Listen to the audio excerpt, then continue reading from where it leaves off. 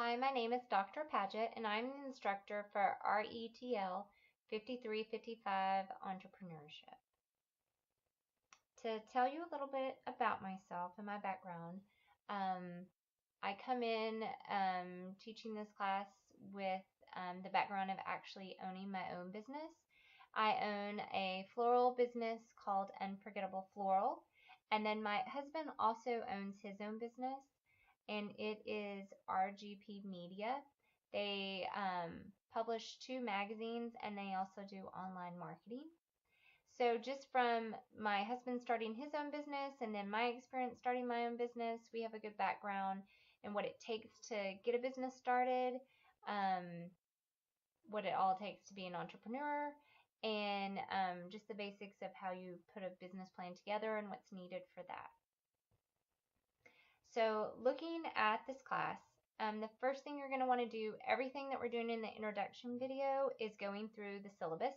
So if you want, you can stop the video right now and go over to Blackboard, and over on the left side menu there is a tab for the syllabus. You can click on that, and this is what this video is going to go through. So if you want to look at the syllabus while you watch the video, or if you want to print it out, you can. Also, if you look over there on that tab, there's also going to be the course schedule.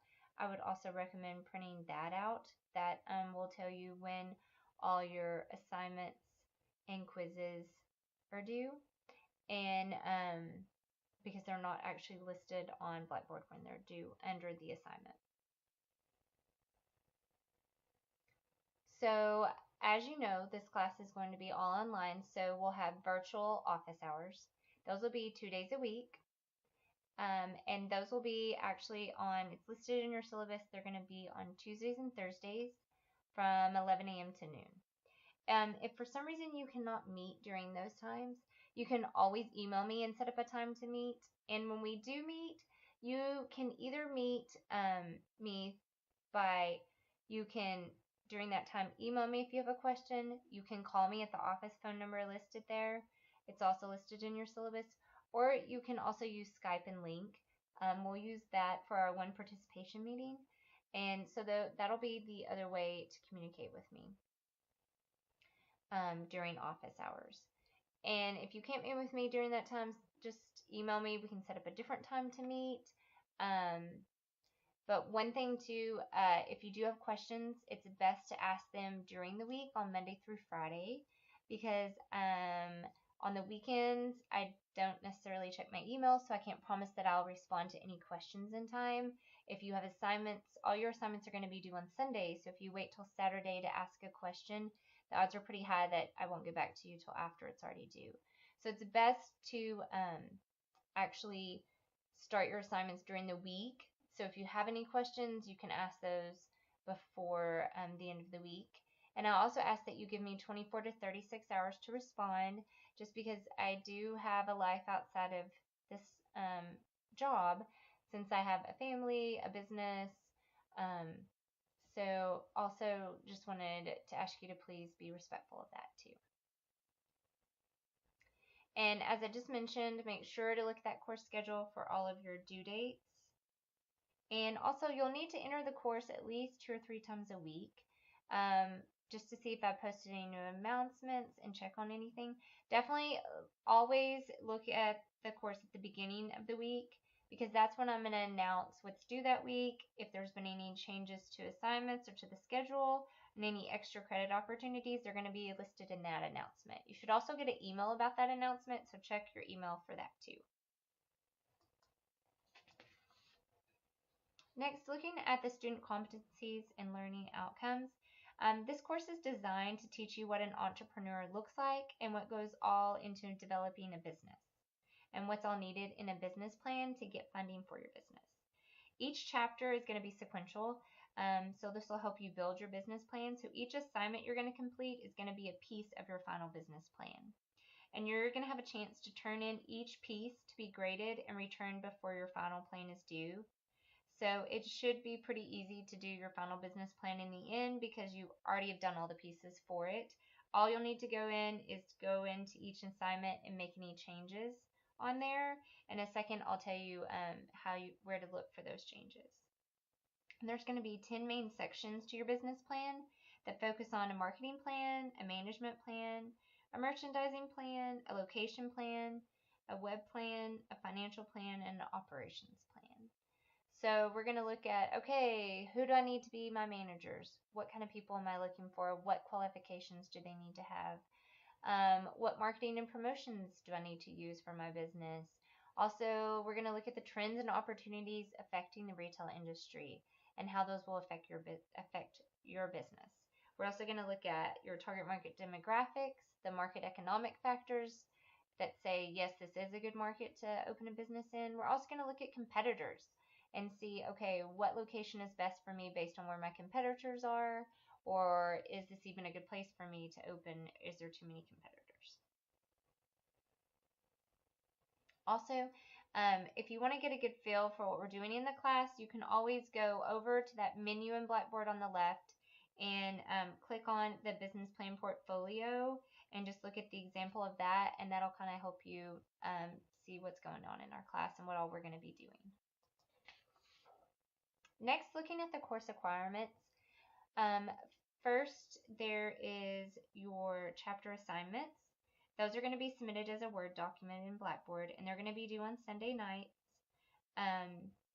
All assignments are going to be evaluated and returned with revisions prior to the end of the semester, since you'll be using these for your final business plan. You're going to be graded on grammar, word use, organization, sentence structure, and other technical aspects. So just make sure to refer to that rubric, and I'm going to give you an example, but make sure you look at the rubric for the real big details of what I'm wanting. Also, like I said, you want to look at the feedback on your assignments to fix them, to make any changes to those assignments before the final business plan portfolio. Where you're going to look at for feedback is you're going to go into the grade book and go to that assignment. If you click on that assignment, you should be able to bring up the assignment and see where I wrote any changes on the assignment that I'm asking for. I'll also, in the grade book, it should tell you detailed where you lost points, and under that I can also give you feedback of why you lost points. So make sure to check those two spots for any feedback and make changes on your assignments. If you'll do those throughout the semester, you won't have to do it all at the very end. Next is I'm going to look at your chapter quizzes. So they're going to be online quizzes. They're going to be due on Sunday nights. And you're going to have 2 weeks to complete your quiz, and it's going to cover 2 chapters. And your quizzes will be 5 questions long, and they're worth 100 points. Next is your final business plan portfolio. And as I've already said, it's a comprehensive collection of all your revised and edited chapter assignments combined into one document, along with an executive summary that you'll do at the end. And then last is our participation meeting. And the participation meeting is going to be in person. So if you are not physically in Lubbock, we can also do that through Skype or Link. We'll just have a meeting once throughout the year to kind of talk through some of your assignments, and that'll be 5% of your grade. Next is the book for this class. You can get the first or second edition of this book will work. You do not have to have the CD-ROM to do the assignments, so you don't need the CD-ROM. Also, if you can find an online version or an ebook of this, you can also use it. But you do need the book to complete some of the assignments and discussions, so you will need to get it. Next, looking at academic dishonesty, it's not going to be tolerated, and it will result in a fine. So, big thing on academic dishonesty, we all know how to be ethical and make good choices and to do our own work, so just please do those things. The fair use and copyright, so you are going to be pulling information from other sources, so the big thing on that is we just need you to cite them. So whenever you find information on your consumer, like their demographics, or psychographics about them, or specific things about Lubbock when looking at the economic factors, you need to make sure you cite those. Also, this is an online learning environment, so we need to show respect to all others. So please think about that before you post anything to someone else. Next, students with disabilities, you need to make arrangements in advance, and you're going to have to present verification. You need to go to the disabilities office, and they'll send me an email telling me whatever accommodations you're going to need. I will definitely do all of those. You just have to make sure that it goes through Student Disability Services and that they get the email to me at the beginning of the semester. Next, we're going to look at technical requirements since this is an online class. Everything was going to be done through Blackboard. So you're going to need a computer and internet access. You're also going to need to download Microsoft Link or Skype for virtual office hours. And then you will not be setting up a Qualtrics account. That's for another class. Also, all of your quizzes and assignments will be done through Blackboard. We're not doing discussions anymore. Also, lectures can only be viewed through the web browser, Internet Explorer, and Firefox. So you're going to need to have Microsoft Silverlight also downloaded on your computer to watch the videos through MediaSite. And if you have any issues watching lectures, you can always view them in the computer lab, in the human sciences, or the library.